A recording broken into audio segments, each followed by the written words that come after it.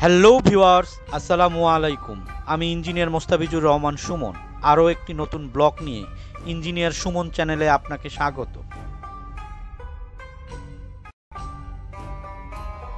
আশা করি ভিডিওটি আপনাদের ভালো লাগবে, তাই না টেনে পুরোটাই দেখবেন। আমার চ্যানেলে যারা নতুন তারা সাবস্ক্রাইব করে ফেলুন ও ফেসবুক পেজে লাইক ও ফলো করুন।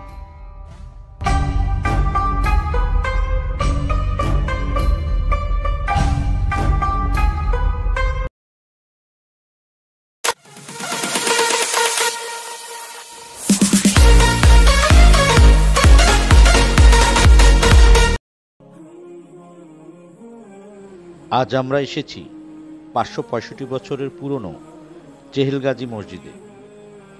মসজিদ নিয়ে এটি আমাদের অষ্টম ব্লক। চেহেলগাজী মসজিদ দিনাজপুর জেলা শহর থেকে 5 কিলোমিটার উত্তরে দিনাজপুর রংপুর সড়কের পশ্চিম পার্শ্বে চেহেলগাজী মাজার এলাকার ভিতরে। 1460 খ্রিস্টাব্দের 1 ডিসেম্বর মসজিদটি নির্মাণ করা হয়।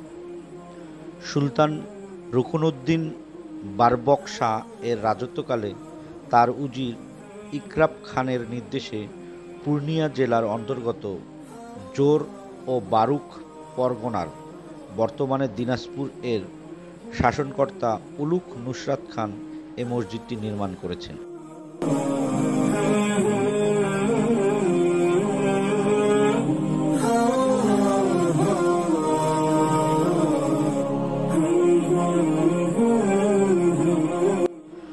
বর্তমানে মসজিদটির দেয়াল ছাড়া আর কোনো কিছু অবশিষ্ট নাই, তবে মেহরাবের কাছে কিছু পোড়ামাটির ফলক রয়েছে।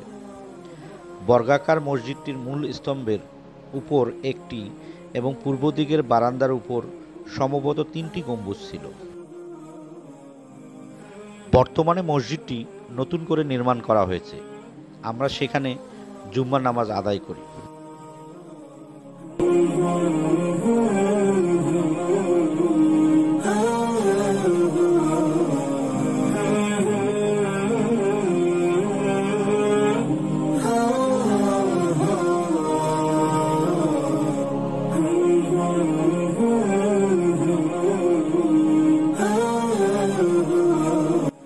চেহেলগাজী মাজার 667 বছরের পুরনো।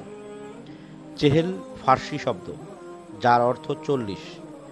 চেহেলগাজী মাজার নিয়ে নানা কথা প্রচলিত আছে। কেউ মনে করেন 40 গজ লম্বা পীরের মাজার, তাই চেহেলগাজী। তাদের মতে নামটি হবে চেহেলগজি। আবার স্থানীয় জনশ্রুতি রয়েছে 40 জন গাজীকে একত্রে সমাহিত করা হয়, এজন্য এই স্থানের নাম হয়েছে চেহেলগাজী। গোপাল নামক এক স্থানীয় হিন্দু রাজার বিরুদ্ধে ওই গাজীরা যুদ্ধ করে শহীদ হন। মনে করা হয় 1358 খ্রিস্টাব্দে এই যুদ্ধ হয়। এর 100 বছর পর 1960 সালে এ মসজিদটি মেরামত করা হয়। মাজারের উপর কোনো ছাদ ছিল না। 1968 সালে ছাদ নির্মাণ করা হয়।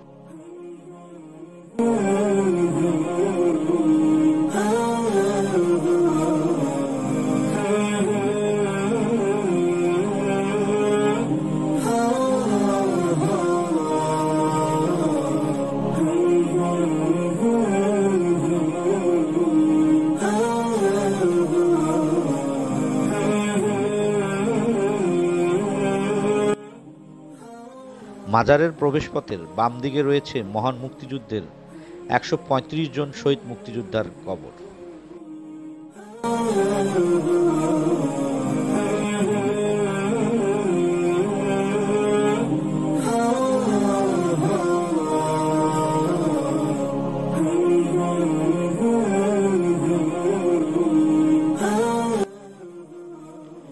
ভিডিওটি আপনার কেমন লেগেছে তা অবশ্যই কমেন্ট করে জানাবেন ও শেয়ার করবেন। আমার চ্যানেলটি যারা এখনও সাবস্ক্রাইব করেননি তারা এখনই সাবস্ক্রাইব করে ফেলুন। ফেসবুক পেজে লাইক ও ফলো করুন।